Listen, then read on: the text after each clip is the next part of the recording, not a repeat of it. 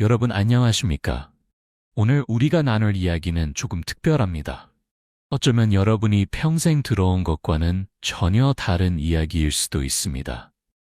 하지만 이 이야기를 끝까지 들으신다면 노년의 삶을 바라보는 시각이 완전히 달라질 것입니다. 인생을 살다 보면 우리는 끊임없이 무언가를 추구합니다. 젊을 때는 성공을 위해 달려가고 중년에는 가족을 위해 희생하며 노년에 이르러서도 여전히 무언가를 증명하려 애씁니다. 하지만 어느 순간 문득 깨닫게 됩니다. 우리가 그토록 집착했던 많은 것들이 사실은 그리 중요하지 않았다는 것을 말이죠. 서울 강남구에 사는 김영수 씨는 올해 67세입니다. 평생을 대기업 임원으로 살아온 그는 은퇴 후 처음 2년 동안 극심한 우울증에 시달렸습니다. 아침에 일어나도 할 일이 없고 저녁이 되어도 기다려지는 것이 없었습니다.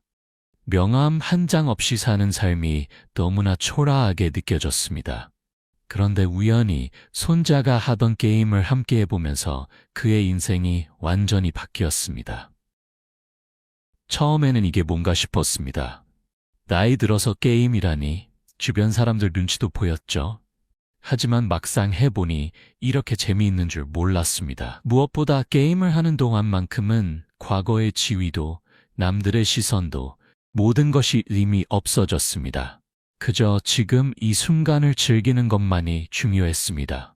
김영수 씨의 이야기는 특별한 것이 아닙니다. 요즘 대한민국에선 65세 이상 노인들 사이에서 게임 인구가 급증하고 있습니다. 통계청 자료에 따르면 2023년 기준으로 65세 이상 게임 이용자가 전년 대비 37% 증가했다고 합니다. 이것은 단순한 유행이 아닙니다. 노년의 삶에 대한 근본적인 인식 변화를 보여주는 중요한 신호입니다. 그렇다면 왜 많은 노인들이 게임에 빠져드는 걸까요? 그리고 이것이 정말로 노년의 삶에 도움이 되는 걸까요? 오늘은 이 질문에 대한 답을 함께 찾아가 보려 합니다. 만약 오늘 영상이 유익하셨다면 구독 버튼을 눌러주시고 좋아요와 댓글도 부탁드립니다. 여러분의 관심과 응원이 더 많은 분들에게 좋은 정보를 나누는데 큰 힘이 됩니다. 첫 번째, 모든 것이 무의미하다는 깨달음. 여러분은 혹시 니힐리즘이라는 단어를 들어보셨나요? 모든 것이 무의미하다는 철학적 사상입니다. 처음 들으면 굉장히 부정적이고 우울하게 들릴 수 있습니다. 하지만 노년에 이르러 이 개념을 제대로 이해하게 되면 오히려 엄청난 자유를 얻게 됩니다. 부산에 사는 박순자 씨는 올해 70세입니다. 평생을 자식들을 위해 희생하며 살아왔습니다. 새벽부터 일어나 시장에 나가고 밤늦게까지 가게를 지켰습니다. 자식들이 대학을 졸업하고 취직을 하고 결혼을 하는 것을 보는 것이 유일한 낙이었습니다. 하지만 자식들이 모두 독립하고 나자 허전함이 밀려왔습니다. 자식들이 잘 되는 것을 보는 게 제 인생의 전부였습니다. 그런데 막상 그들이 독립하고 나니 제 삶에 남은 것이 아무것도 없더라고요. 매일 무슨 의미로 살아야 하나 고민했습니다. 박순자 씨는 우연히 동네 경로당에서 다른 어르신들과 함께 스마트폰 게임을 배우게 되었습니다. 처음에는 시간 때우기로 시작했지만 점점 빠져들었습니다. 게임을 하면서 그녀는 중요한 깨달음을 얻었습니다. 게임 속에서는 모든 것이 가상입니다. 이기든 지든 실제 삶에는 아무런 영향이 없죠. 그런데 그게 오히려 좋았습니다. 실패해도 괜찮고 틀려도 괜찮습니다. 그러다 보니 실제 삶도 그렇게 심각하게 받아들일 필요가 없다는 걸 깨달았습니다. 이것이 바로 노년의 게임이 주는 첫 번째 선물입니다. 게임은 우리에게 모든 것이 결국 무의미하다는 것을 가르쳐 줍니다. 하지만 이 무의미함이 우울함이 아니라 자유로움으로 다가옵니다. 더 이상 남의 시선을 의식할 필요도 없고 사회적 지위에 집착할 필요도 없습니다. 그저 지금 이 순간을 즐기면 그만입니다. 연세대학교 심리학과 이명숙 교수의 연구에 따르면 65세 이상 노인들이 게임을 즐기면서 가장 크게 변화하는 것이 바로 이런 심리적 해방이라고 합니다. 게임이라는 가상 공간에서 자신의 과거 경력이나 사회적 지위는 아무런 의미가 없습니다. 오직 게임 실력과 즐기는 마음만이 중요합니다. 노년층 게이머들을 인터뷰하면서 공통적으로 발견한 것은 그들이 게임을 통해 삶의 무게를 내려놓는다는 점이었습니다. 평생 짊어지고 살아온 책임감과 의무감에서 벗어나 순수하게 즐거움만을 추구하는 경험이 정신 건강에 매우 긍정적인 영향을 미쳤습니다. 대전에 사는 최민호 씨는 75세입니다. 은퇴 전에는 고등학교 교장 선생님이었습니다. 평생을 학생들에게 모범을 보여야 한다는 부담감 속에서 살았습니다. 은퇴 후에도 여전히 주변 사람들의 시선을 의식하며 조심스럽게 살았습니다. 하지만 온라인 게임을 시작하면서 그의 삶이 달라졌습니다. 게임 속에서 저는 그냥 용감한 전사 123일 뿐입니다. 아무도 제가 교장 선생님이었다는 걸 모르고 신경 쓰지도 않습니다. 처음에는 이상했지만 점점 이 익명성이 편안하게 느껴졌습니다. 실수해도 괜찮고 서툴러도 괜찮습니다. 이런 자유로움을 느껴본 게 몇십 년 만인지 모르겠습니다. 바로 이것입니다. 노년의 게임을 즐기는 것은 단순한 오락이 아닙니다. 그것은 평생 우리를 오다맨 사회적 규범과 기대로부터의 해방입니다. 모든 것이 무의미하다는 깨달음은 우울함이 아니라 놀라운 자유를 선물합니다. 두 번째, 뇌 건강에 미치는 놀라운 효과. 여러분은 혹시 치매가 두렵지 않으신가요? 많은 노인들이 가장 두려워하는 것 중 하나가 바로 치매입니다. 기억력이 떨어지고 가족들을 알아보지 못하게 되는 것, 생각만 해도 끔찍합니다. 그런데 최근 연구 결과들이 게임이 치매 예방에 놀라운 효과가 있다는 것을 보여주고 있습니다. 서울대학교 의과대학 신경과 김성훈 교수팀이 3년간 진행한 연구 결과는 매우 흥미롭습니다. 65세 이상 노인 500명을 대상으로 한 그룹은 일주일에 3번 이상 게임을 하게 하고 다른 그룹은 게임을 하지 않게 했습니다. 3년 후 결과는 놀라웠습니다. 게임을 즐긴 그룹은 인지능력 검사에서 평균 23% 높은 점수를 받았습니다. 특히 기억력, 집중력, 문제 해결 능력에서 두드러진 향상을 보였습니다. 반면 게임을 하지 않은 그룹은 같은 기간 동안 인지 능력이 평균 8% 감소했습니다. 게임은 뇌에 지속적인 자극을 제공합니다. 특히 전략 게임이나 퍼즐 게임은 전두엽을 활성화시켜 판단력과 계획 능력을 유지하는 데 큰 도움이 됩니다. 단순히 즐기는 것처럼 보이지만 실제로는 뇌가 끊임없이 훈련받고 있는 것입니다. 인천에 사는 정영희 씨는 올해 72세입니다. 5년 전 경도인지 장애 진단을 받았습니다. 의사는 앞으로 치매로 진행될 가능성이 높다고 경고했습니다. 절망적이었습니다. 하지만 딸의 권유로 두뇌 훈련 게임을 시작했습니다. 처음에는 너무 어려웠습니다. 게임 방법을 이해하는 것도 힘들고 자꾸 실수했습니다. 하지만 포기하지 않고 매일 조금씩 했습니다. 신기하게도 몇 달 지나니 점점 쉬워지더라고요. 그리고 일상생활에서도 변화가 느껴졌습니다. 물건을 어디에 뒀는지 잘 기억나고 약속 시간도 잘 지키게 되었습니다. 1년 후 병원에서 다시 검사를 받았을 때 의사도 놀랐습니다. 인지 기능이 개선되었을 뿐만 아니라 치매로의 진행도 멈춘 것처럼 보였습니다. 의사는 정영희 씨에게 무엇을 했는지 물었고 그녀는 매일 게임을 한다고 답했습니다. 게임이 뇌 건강에 좋은 이유는 여러 가지입니다. 첫째, 게임은 여러 감각을 동시에 사용하게 만듭니다. 시각적 정보를 처리하고 손가락을 움직이며 전략을 세우고 기억을 떠올립니다. 이런 복합적인 활동이 뇌의 여러 영역을 동시에 자극합니다. 둘째, 게임은 적절한 난이도로 도전 과제를 제공합니다.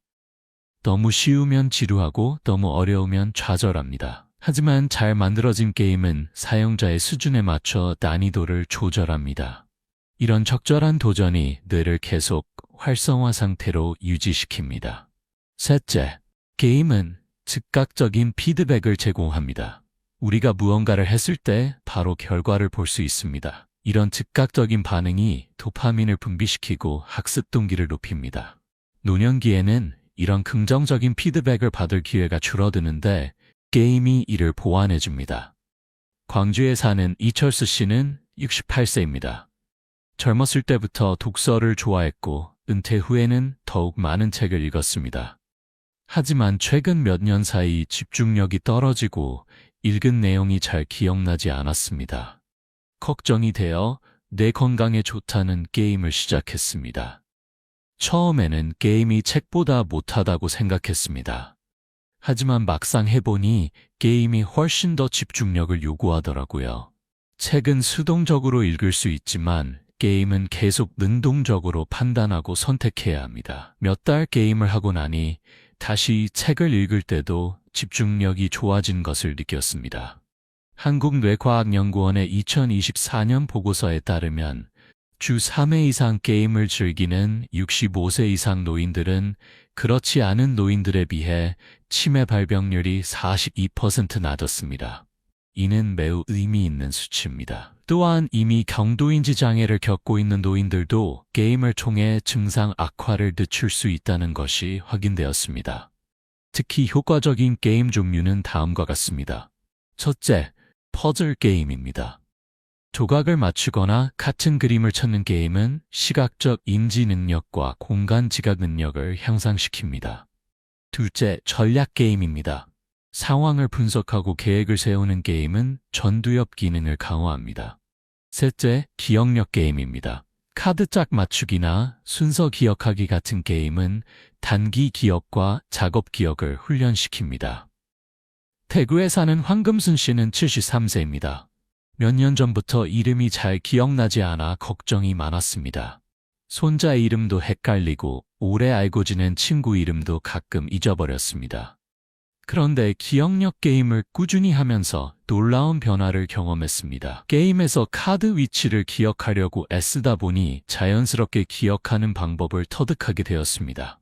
그림과 연결해서 기억하거나 이야기를 만들어서 기억하는 식이죠. 이런 기술이 일상생활에도 적용되었습니다.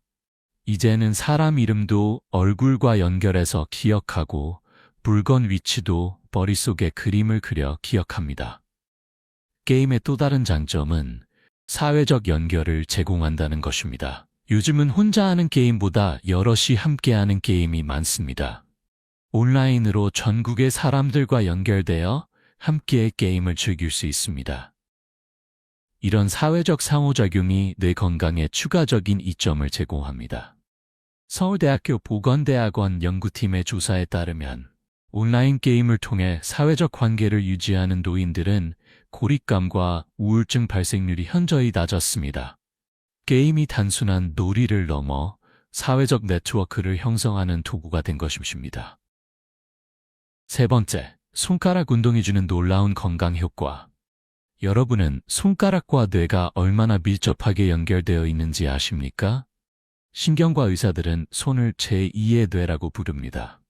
손가락을 움직이면 뇌의 상당 부분이 활성화됩니다.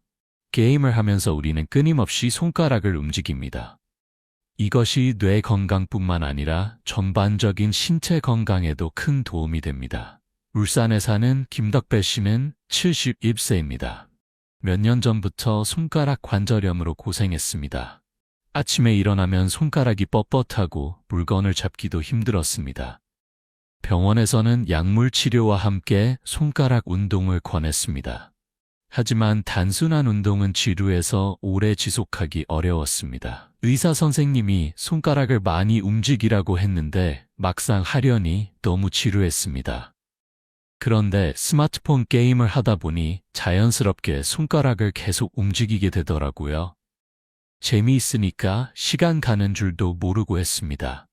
3개월 정도 지나니 손가락 통증이 많이 줄어들었습니다. 정형외과 전문의 박준영 원장의 설명에 따르면 게임을 통한 손가락 운동은 여러 면에서 장점이 있습니다. 일반적인 손가락 운동은 단순 반복적이어서 지루합니다. 하지만 게임은 다양한 동작을 요구하고 재미를 제공하기 때문에 자발적으로 오래 할 수 있습니다. 또한 게임은 정확한 타이밍과 위치를 요구하기 때문에 미세 운동 능력도 향상됩니다. 제주도에 사는 강미숙 씨는 69세입니다. 당뇨병으로 인해 손끝 감각이 둔해졌습니다. 뜨거운 것을 만져도 잘 느끼지 못하고 물건을 자주 떨어뜨렸습니다. 리사는 말초신경병증이라고 진단했습니다. 치료와 함께 감각을 회복하기 위한 훈련이 필요했습니다. 병원에서 여러 가지 감각 훈련 방법을 알려줬지만 집에서 혼자 하기는 어려웠습니다. 그러다 터치게임을 알게 되었습니다. 화면의 특정 위치를 정확하게 터치해야 하는 게임이었는데 처음에는 잘 안 되었습니다. 하지만 계속하다 보니 점점 감각이 돌아오는 것 같았습니다. 6개월 후에는 손끝 감각이 많이 회복되었습니다. 손가락 운동이 중요한 또 다른 이유는 치매 예방과 관련이 있습니다. 일본 오사카 대학의 연구에 따르면 손가락을 자주 사용하는 사람들이 치매에 걸릴 확률이 현저히 낮았습니다. 손가락 운동이 뇌의 혈류를 증가시키고 신경세포를 활성화하기 때문입니다. 전주에 사는 오성호 씨는 74세입니다. 뇌졸중으로 쓰러진 후 오른손 사용이 불편해졌습니다. 재활치료를 받았지만 완전히 회복되지 않았습니다. 물리치료사가 게임을 이용한 재활을 제안했습니다. 처음에는 게임으로 재활을 한다는 게 이상했습니다. 하지만 해보니 일반 재활 운동보다 훨씬 재미있었습니다. 게임에서 점수가 올라가는 것을 보면 성취감도 느껴지고 계속하고 싶어졌습니다. 매일 꾸준히 하다 보니 손 기능이 많이 회복되었습니다. 한국재활의학회의 2023년 연구 보고서는 게임을 활용한 재활치료의 효과를 입증했습니다. 전통적인 재활치료만 받은 그룹보다 게임을 병행한 그룹이 회복 속도가 38% 빨랐고 치료 지속률도 높았습니다. 게임을 통한 손가락 운동의 장점은 여러 가지입니다. 첫째, 재미있어서 지속하기 쉽습니다. 단순한 운동은 며칠 하다가 그만두기 쉽지만 게임은 자발적으로 오래 할 수 있습니다. 둘째, 다양한 동작을 포함합니다. 탭하기, 슬라이드하기, 핀치하기 등 여러 손가락 동작을 골고루 사용합니다. 셋째, 정확성을 요구합니다. 정확한 위치와 타이밍에 터치해야 하므로 미세 운동 능력이 향상됩니다. 강원도 춘천에 사는 신동욱 씨는 70세입니다. 은퇴 후 취미로 서예를 배우려 했으나 손떨림 때문에 어려웠습니다. 파킨슨병 초기 증상이었습니다. 의사는 손을 많이 사용하는 활동을 권했습니다. 그래서 시작한 것이 리듬게임이었습니다. 리듬게임은 정확한 타이밍에 화면을 터치해야 합니다. 처음에는 손떨림 때문에 잘 안 되었습니다. 하지만 매일 30분씩 연습하다 보니 점점 나아졌습니다. 신기하게도 일상생활에서도 손떨림이 줄어들었습니다. 이제는 서예도 어느 정도 할 수 있게 되었습니다. 게임이 신체 건강에 미치는 영향은 손가락뿐만이 아닙니다. 최근엔 전신을 사용하는 게임들도 많이 나왔습니다. 체감형 게임기를 이용하면 집에서도 충분히 운동할 수 있습니다. 특히 날씨가 나쁘거나 외출이 어려운 노인들에게 좋은 운동수단이 됩니다. 네 번째, 새로운 것을 배우는 즐거움. 나이가 들면 새로운 것을 배우기 어렵다고 생각하는 분들이 많습니다. 하지만 이것은 잘못된 편견입니다. 뇌는 나이와 상관없이 계속 새로운 것을 배울 수 있습니다. 이를 신경 가소성이라고 부릅니다. 오히려 나이가 들어서도 새로운 것을 배우는 것이 뇌 건강에 매우 중요합니다. 창원에 사는 배영자 씨는 76세입니다. 평생 농사일만 하다가 은퇴했습니다. 도시에 사는 자식들이 시골로 내려올 때마다 스마트폰으로 무언가를 하는 모습을 보면서 신기했습니다. 하지만 나이가 많아서 배울 수 없다고 생각했습니다. 젊은 사람들만 할 수 있는 거라고 생각했습니다. 나는 글자도 많이 모르고 기계를 다뤄본 적도 없으니까요. 그런데 손자가 아주 쉬운 게임 하나를 알려줬습니다. 처음에는 정말 어려웠습니다. 어떤 버튼을 눌러야 하는지도 모르겠고 게임 방법도 이해가 안 되었습니다. 하지만 배영자 씨는 포기하지 않았습니다. 손자가 천천히 반복해서 가르쳐줬고 그녀도 꾸준히 연습했습니다. 일주일 정도 지나자 조금씩 이해가 되기 시작했습니다. 한 달 후에는 혼자서도 게임을 즐길 수 있게 되었습니다. 처음으로 게임에서 레벨을 클리어했을 때 정말 기뻤습니다. 이 나이에도 새로운 걸 배울 수 있다는 게 신기했습니다. 그 이후로 자신감이 생겼습니다. 게임뿐만 아니라 스마트폰으로 사진도 찍고 가족들과 영상통화도 하게 되었습니다. 서울대학교 심리학과 김은정 교수의 연구에 따르면 새로운 것을 배우는 경험이 노인의 자존감과 삶의 만족도를 크게 향상시킨다고 합니다. 노인들이 새로운 기술을 배우고 성공했을 때 느끼는 성취감은 매우 큽니다. 특히 젊은 세대의 문화를 이해하고 함께 즐길 수 있다는 것이 세대 간 소통에도 큰 도움이 됩니다. 게임은 이런 학습 경험을 제공하는 훌륭한 매개체입니다. 포항에 사는 한상철 씨는 78세입니다. 평생 공장에서 일했고 은퇴 후에는 주로 TV만 보며 시간을 보냈습니다. 무료하고 외로웠습니다. 그러다 동네 경로당에서 디지털 문해 교육이 있다는 것을 알고 참여했습니다. 처음에는 나이가 너무 많아서 배울 수 없을 거라고 생각했습니다. 하지만 선생님이 아주 천천히 쉽게 가르쳐 주셨습니다. 스마트폰으로 간단한 게임을 하는 것부터 시작했습니다. 처음에는 손가락으로 화면을 터치하는 것도 어색했습니다. 하지만 한상철 씨는 매일 경로당에 나가 열심히 배웠습니다. 다른 어르신들과 함께 배우니 재미도 있고 서로 도와가며 할 수 있었습니다. 3개월 후에는 여러 가지 게임을 즐길 수 있게 되었습니다. 이제는 게임이 제 일상의 일부가 되었습니다. 아침에 일어나서 날씨 게임을 확인하고 낮에는 퍼즐 게임을 하며 시간을 보냅니다. 밤에는 전국의 다른 어르신들과 온라인으로 화투 게임도 합니다. 인생이 다시 재미있어졌습니다. 게임을 배우는 과정에서 노인들은 여러 가지 긍정적인 경험을 합니다. 첫째, 도전 정신이 생깁니다. 어려워 보이는 것도 시도해보는 용기가 생깁니다. 둘째, 문제 해결 능력이 향상됩니다. 게임의 난관을 극복하면서 창의적인 해결책을 찾는 법을 배웁니다. 셋째, 디지털 리터러시가 향상됩니다. 게임을 하면서 자연스럽게 디지털 기기 사용법을 익힙니다. 안동에 사는 권순덕 씨는 72세입니다. 평생 전통시장에서 장사를 했습니다. 컴퓨터나 스마트폰 같은 것은 평생 필요 없다고 생각했습니다. 하지만 코로나19 팬데믹 이후 시장 손님이 줄어들면서 온라인 판매의 필요성을 느꼈습니다. 처음에는 어떻게 시작해야 할지 막막했습니다. 자식들이 도와주겠다고 했지만 바쁜 자식들에게 계속 부탁하기도 미안했습니다. 그래서 혼자 배워보기로 했습니다.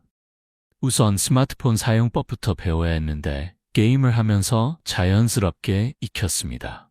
권순덕 씨는 간단한 게임부터 시작해서 점점 복잡한 게임으로 넘어갔습니다.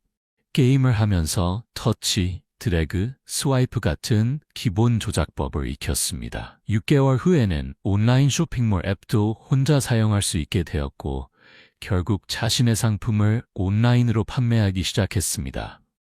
게임을 하지 않았다면 온라인 판매는 엄두도 못 냈을 겁니다.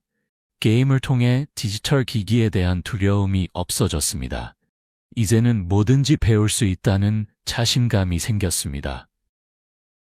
한국정보화진흥원의 2024년 조사에 따르면 게임을 통해 디지털 기기 사용법을 배운 노인들이 일반적인 교육을 받은 노인들보다 학습 속도가 빠르고 실제 활용도도 높았습니다. 게임이 주는 즐거움과 성취감이 학습 동기를 높이기 때문입니다. 5번째, 사회적 연결과 소속감. 나이가 들면서 가장 힘든 것 중 하나가 사회적 고립입니다. 은퇴 후 직장 동료들과의 연결이 끊어지고 친구들도 하나둘 떠나갑니다. 자식들은 바빠서 자주 만나기 어렵습니다. 이런 외로움이 우울증과 각종 질병으로 이어질 수 있습니다. 목포에 사는 임순례 씨는 73세입니다. 남편이 세상을 떠난 후 혼자 살고 있습니다. 자식들은 서울에서 살고 있어 자주 보기 어렵습니다. 하루 종일 집에 혼자 있으면 말할 사람이 없습니다. TV만 보다가 잠들고 다음 날도 똑같이 반복됩니다. 너무 외로웠습니다. 하루에 한마디도 안 하는 날이 많았습니다. 이러다가 정말 이상해질 것 같았습니다. 그런데 이웃집 할머니가 같이 게임하자고 했습니다. 처음에는 시간 때우기로 시작했는데 생각보다 재미있었습니다. 임순애 씨가 시작한 것은 온라인 고스톱 게임이었습니다. 전국의 다른 사람들과 실시간으로 함께 게임을 할 수 있었습니다. 게임을 하면서 채팅으로 이야기도 나누게 되었습니다. 비슷한 나이대의 사람들이 많았고 서로 안부도 묻고 일상 이야기도 나눴습니다. 게임을 통해 새로운 친구들을 만났습니다. 전주에 사는 박 할머니, 부산에 사는 김 할아버지, 제주도에 사는 최 할머니. 매일 같은 시간에 만나서 게임도 하고 이야기도 나눕니다. 이제는 하루 중 가장 기다려지는 시간입니다. 고려대학교 사회학과 장미경 교수의 연구에 따르면 온라인 게임을 통한 사회적 연결이 노인의 정신 건강에 매우 긍정적인 영향을 미친다고 합니다. 온라인 게임은 물리적 거리에 상관없이 사람들을 연결합니다. 특히 거동이 불편하거나 외출이 어려운 노인들에게 중요한 사회적 연결 통로가 됩니다. 게임이라는 공통의 관심사를 통해 자연스럽게 대화가 시작되고 친밀한 관계로 발전합니다. 순천에 사는 박종수 씨는 75세입니다. 파킨슨병으로 거동이 불편해 집 밖으로 나가기 어렵습니다. 예전에는 동네 경로당에 자주 갔지만 이제는 그것도 힘듭니다. 집에만 있으니 점점 우울해졌습니다. 몸이 불편하니 사람들을 만나기가 어려웠습니다. 친구들이 찾아와도 내 모습을 보이기가 부끄러웠습니다. 점점 사람들과의 연락도 끊어졌습니다. 세상과 단절된 것 같았습니다. 박종수 씨의 딸이 태블릿 PC와 간단한 게임을 선물했습니다. 처음에는 관심이 없었지만 심심해서 한번 해봤습니다. 그리고 놀라운 발견을 했습니다. 게임 속에서는 자신의 신체적 한계가 문제되지 않는다는 것을요. 게임 속에서 나는 건강한 사람입니다. 아무도 내가 파킨슨병 환자라는 것을 모릅니다. 그냥 게임을 즐기는 한 사람일 뿐입니다. 이런 평등함이 너무 좋았습니다. 다른 사람들과 똑같이 게임을 즐기고 대화를 나눌 수 있었습니다. 게임을 통해 박종수 씨는 새로운 친구들을 만났습니다. 같은 게임을 즐기는 사람들과 길드를 만들어 함께 활동했습니다. 매일 정해진 시간에 온라인으로 만나 게임도 하고 이야기도 나눴습니다. 6개월 후 그의 우울증이 크게 개선되었습니다. 게임이 제 삶을 바꿨습니다. 다시 사회의 일원이 된 느낌입니다. 비록 온라인이지만 진짜 친구들입니다. 서로 안부를 묻고 고민도 나누고 때로는 만나기도 합니다. 게임이 없었다면 아마 깊은 우울증에 빠졌을 겁니다. 서울대학교 의과대학 정신건강의학과의 2023년 연구는 온라인 게임 활동이 노인 우울증 감소에 효과적이라는 것을 입증했습니다. 특히 신체적 제약이 있는 노인들에게 게임이 중요한 사회적 연결 도구가 된다는 것을 확인했습니다. 마산에 사는 최영미 씨는 71세입니다. 청각장애가 있어 대화하는 것이 어렵습니다. 보청기를 착용하지만 여러 사람이 모인 자리에서는 대화를 따라가기 힘듭니다. 그래서 점점 사람들과의 만남을 피하게 되었습니다. 사람들과 만나면 항상 불편했습니다. 여러 번 물어봐야 하고 잘못 알아듣기도 합니다. 민망하고 미안해서 아예 만남을 피하게 되었습니다. 그러다 보니 정말 외로웠습니다. 최영미 씨는 우연히 문자 기반 게임을 알게 되었습니다. 음성이 아니라 문자로 소통하는 게임이었습니다. 청각장애가 전혀 문제되지 않았습니다. 오히려 다른 사람들과 동등하게 소통할 수 있었습니다. 문자로 대화하니 청각장애가 전혀 문제가 안 되었습니다. 오히려 천천히 생각하고 답할 수 있어서 더 좋았습니다. 게임을 통해 많은 친구를 만들었고 이제는 온라인 커뮤니티 활동도 활발히 하고 있습니다. 게임이 제공하는 사회적 연결은 여러 면에서 특별합니다. 첫째, 물리적 제약이 없습니다. 거리, 날씨, 시간에 상관없이 연결될 수 있습니다. 둘째, 신체적 제약이 문제되지 않습니다. 온라인에선 모두가 평등합니다. 셋째, 공통 관심사를 중심으로 자연스럽게 관계가 형성됩니다. 게임이라는 매개체가 있어 대화를 시작하기 쉽습니다. 여섯 번째, 스트레스 해소와 정서적 안정. 나이가 들면 스트레스가 줄어들 것 같지만 실제로는 그렇지 않습니다. 건강 걱정, 경제적 불안, 외로움, 무력감 등 노년기만의 스트레스가 있습니다. 이런 스트레스를 제대로 관리하지 못하면 우울증이나 불안장애로 이어질 수 있습니다. 진주에 사는 서명자 씨는 69세입니다. 은퇴 후 경제적 걱정이 많았습니다. 연금만으로는 생활하기 빠듯했고 자식들에게 부담 주고 싶지 않았습니다. 밤마다 걱정으로 잠을 이루지 못했습니다. 밤에 누우면 온갖 걱정이 떠올랐습니다.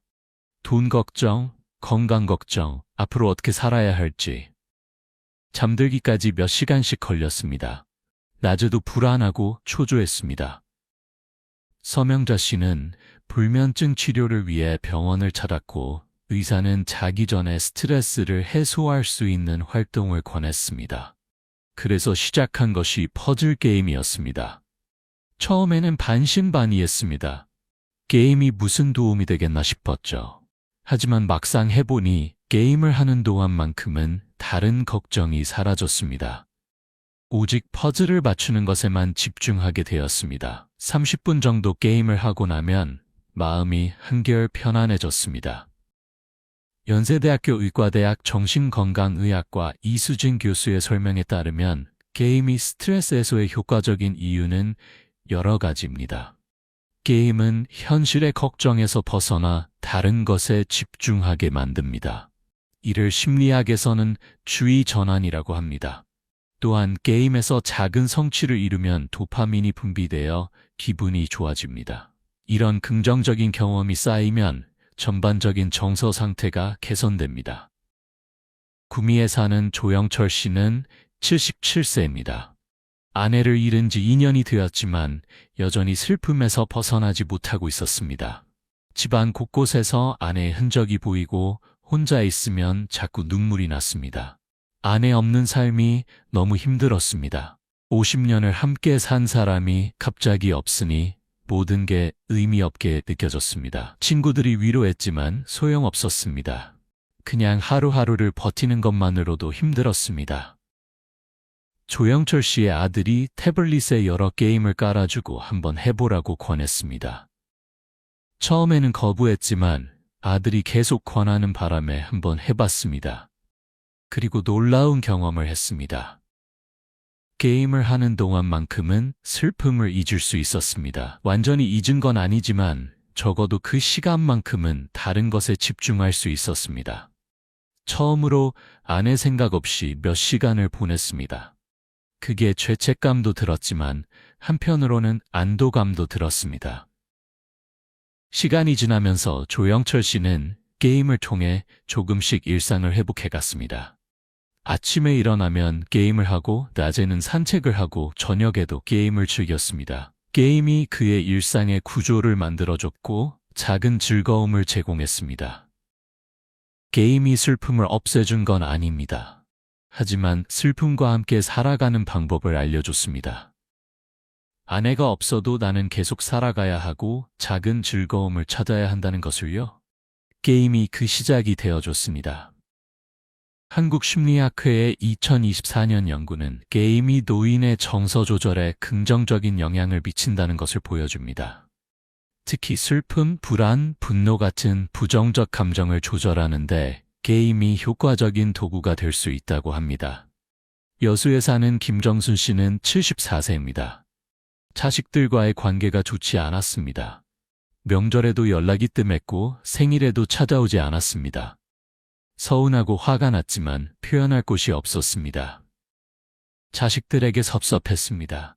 내가 이렇게 키웠는데 하는 생각이 들었죠. 하지만 자식들에게 직접 말하면 싸움만 될 것 같았습니다. 그래서 그냥 혼자 속으로만 사귀었습니다. 그러다 보니 화병이 생긴 것 같았습니다. 김정순 씨는 우연히 액션 게임을 접했습니다. 적을 물리치고 장애물을 부수는 게임이었습니다. 처음에는 폭력적이라고 생각했지만 막상 해보니 상쾌했습니다. 게임 속에서 적을 물리칠 때마다 속이 시원했습니다. 현실에서 표현하지 못한 분노를 게임에서 풀어낼 수 있었습니다. 게임을 하고 나면 마음이 한결 가벼워졌습니다. 그리고 자식들에 대한 원망도 조금씩 줄어들었습니다. 게임을 통한 감정 표출은 심리학적으로 카타르시스라고 합니다. 억압된 감정을 안전한 방식으로 표출함으로써 정서적 안정을 찾는 것입니다. 게임은 이런 카타르시스를 경험할 수 있는 안전한 공간을 제공합니다. 7번째, 자율성과 통제감 회복. 나이가 들면 점점 많은 것을 통제할 수 없게 됩니다. 건강, 경제, 사회적 지위 등 많은 것이 내 의지와 상관없이 변합니다. 이런 통제감의 상실은 무력감과 우울증으로 이어질 수 있습니다. 하지만 게임은 우리에게 다시 통제감을 선물합니다. 안산에 사는 홍길순 씨는 70세입니다. 당뇨병과 고혈압으로 여러 약을 먹고 있습니다. 의사가 하라는 대로 해야 하고 자식들이 시키는 대로 해야 합니다. 무엇을 먹을지, 어디에 갈지 모든 것이 제한되어 있습니다. 내 인생인데 내 마음대로 할 수 있는 게 하나도 없는 것 같았습니다. 의사는 이거 먹지 말라, 저거 하지 말라 하고 자식들은 위험하다며 이것저것 제안했습니다. 숨이 막혔습니다. 홍길순 씨가 게임을 시작한 것은 우연이었습니다. 병원 대기실에서 옆에 앉은 사람이 게임하는 것을 보고 재미있어 보여서 물어봤습니다. 그리고 같은 게임을 시작했습니다. 게임 속에서는 내가 모든 것을 결정합니다. 어디로 갈지, 무엇을 할지 모든 선택이 내 손에 달려 있습니다. 이런 자유로움이 너무 좋았습니다. 오랜만에 내가 주인공이 된 느낌이었습니다.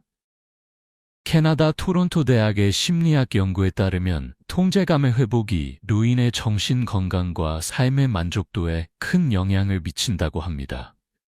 게임은 이런 통제감을 경험할 수 있는 효과적인 방법입니다. 용인에 사는 이한숙 씨는 73세입니다.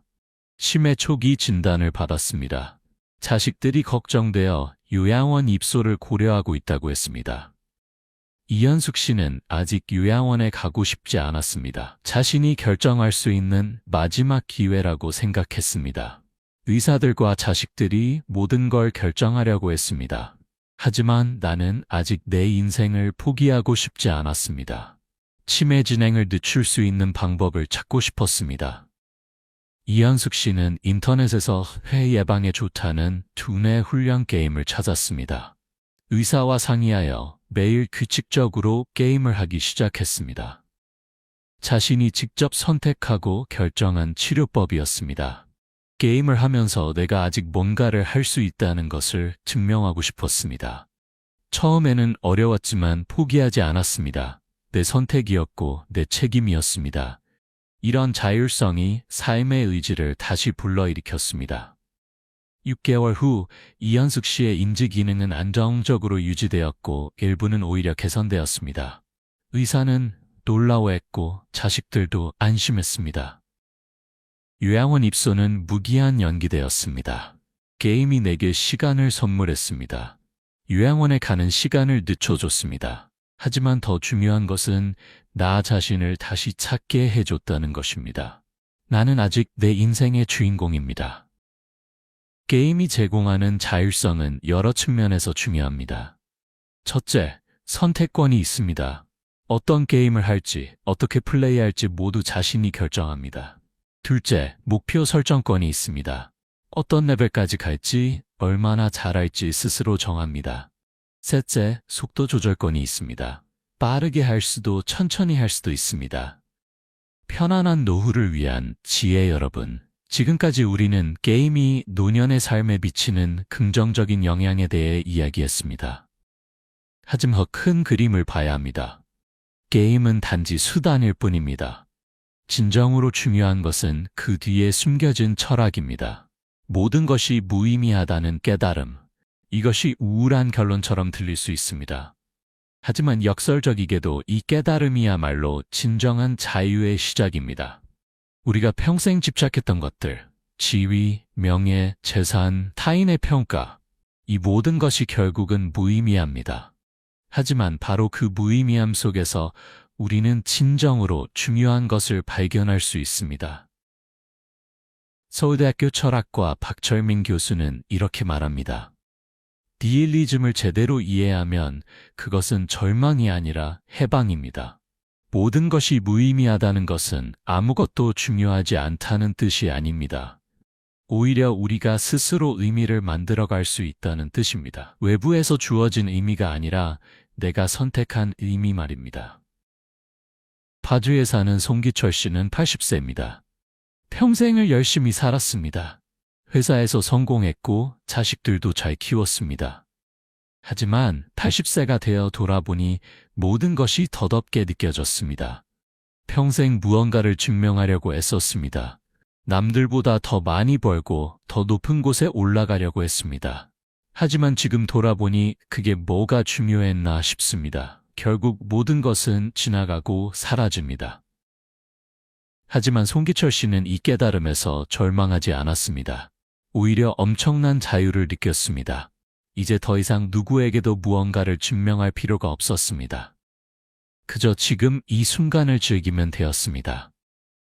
이제 나는 내가 하고 싶은 것을 합니다. 게임도 하고 그림도 그리고 산책도 합니다. 남들이 뭐라고 하든 상관없습니다. 이 나이에 게임을 한다고? 그래서 어쩌라고요? 나는 즐겁습니다. 그것으로 충분합니다. 편안한 노후의 비밀은 바로 여기에 있습니다. 모든 무의미함을 받아들이고 바로 그 속에서 자신만의 즐거움을 찾는 것입니다. 게임은 그런 즐거움의 한 형태일 뿐입니다. 중요한 것은 게임 자체가 아니라 그것이 상징하는 태도입니다. 나이가 들어서도 새로운 것에 도전하는 용기, 실패를 두려워하지 않는 마음, 남의 시선에 구애받지 않는 자유로움, 작은 것에서 기쁨을 찾는 능력, 이 모든 것이 편안한 노후를 만드는 핵심 요소입니다. 제주도에 사는 강태식 씨는 82세입니다. 그는 매일 아침 일어나서 커피를 마시며 퍼즐 게임을 합니다. 오후에는 산책을 하고 저녁에는 온라인으로 친구들과 화투를 칩니다. 단순하지만 행복한 일상입니다. 누가 보면 시시하다고 할 수도 있습니다. 대단한 일을 하는 것도 아니고 생산적인 것도 아니니까요. 하지만 나는 행복합니다. 그리고 깨달았습니다. 행복이란 거창한 것이 아니라는 것을요. 편안한 노후를 위한 구체적인 제안들을 정리해 보겠습니다. 첫째, 새로운 것을 배우기를 멈추지 마세요. 나이는 핑계가 될 수 없습니다. 뇌는 언제든 새로운 것을 배울 수 있습니다. 게임이든 악기든 외국어든 무엇이든 좋습니다. 배우는 과정 자체가 뇌를 건강하게 유지시킵니다. 둘째, 사회적 연결을 유지하세요. 외로움은 건강의 큰 적입니다. 게임, 모임, 봉사활동 등 어떤 형태로든 사람들과의 연결을 유지하세요. 온라인이든 오프라인이든 상관없습니다. 셋째, 신체 활동을 게을리하지 마세요. 게임도 좋지만 몸을 움직이는 것도 중요합니다. 산책, 스트레칭, 가벼운 운동 등을 규칙적으로 하세요. 넷째, 작은 즐거움을 찾으세요. 거창한 행복을 기대하지 마세요. 맛있는 음식 한 끼, 재미있는 게임 한 판, 따뜻한 햇살, 이런 작은 것들에서 기쁨을 찾는 능력이 중요합니다. 다섯째, 과거에 연연하지 마세요. 과거의 영광이든 후회든 모두 지나간 일입니다. 지금 이 순간에 집중하세요. 게임의 가장 큰 장점 중 하나가 바로 현재에 집중하게 만든다는 것입니다.